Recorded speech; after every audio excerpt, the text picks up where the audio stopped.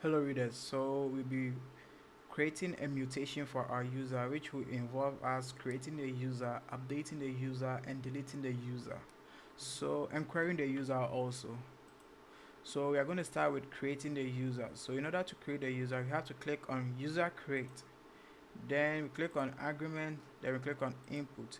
Now the input we have to actually provide fields for the input, and the fields for the input are the ones we actually declared in our GraphQL.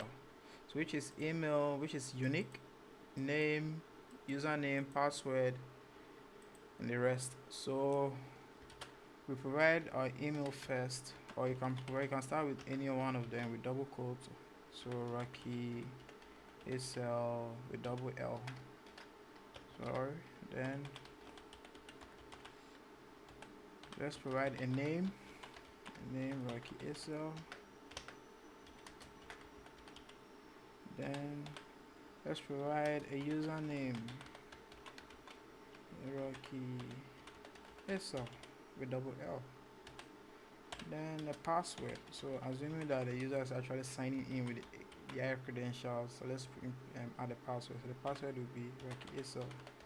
Wow, that's the most easiest password ever. Then we also have to add a sat field. So that's why we are getting squiggly red here. I didn't pronounce it well, but that's the reason why we are getting the error there. So we click on the user, then we click on name, because once we create a user, we want to retain the name, we want to retain the username. Usually you don't want to retain the password, so let's leave that out. So we retain the email, then return the ID. So once we click on user create, we've created our user. Now in order for us to update our user, we have to go to mutation. We go look for post. No, we go look for user update. So we click on user update, then we create on our agreement. So here the arguments are two. One is first, which user do we want to update their field for. In our case, we want to update the field for Rocky ASL. So let's copy this mail. We could use the ID. So I want to clarify on this. We could use the ID, but since the email is also a unique field, we are using the email because we're going to be querying by what email. So here, let's head back here. Then we click on the agreement. Then we click on by email, and this is the email. Then we have the input. So now the input takes in the field we want to update. So let's say for instance we want to update the username to be Michael ASL. Then we also want to update, no, the username has to, so you just make this name. So name, then let's update our username.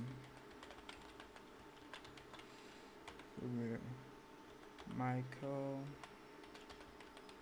ASL. And also we have to return, we have to include the sub field. So we want to so let's include the ones we actually updated, which should be the email and the username. Then let's return the name also.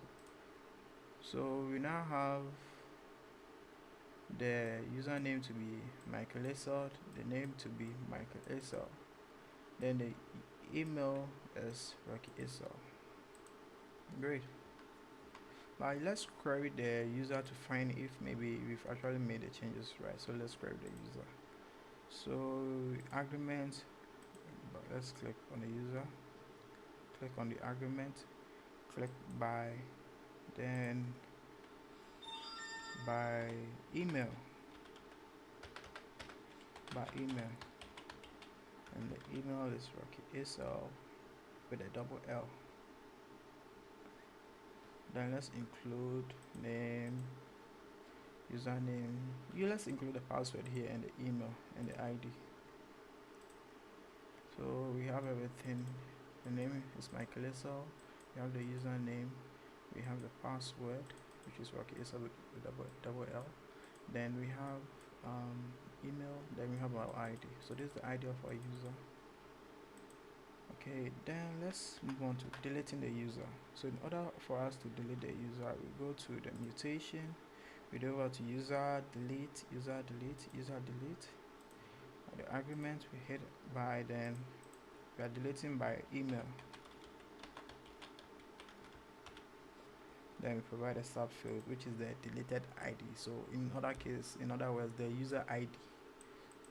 So we delete. So once we delete, it returns the user ID, which in this case was this. So you can see they're the same thing. And that's it. So that's it for GraphQL. That's it for our Graph-based Pathfinder.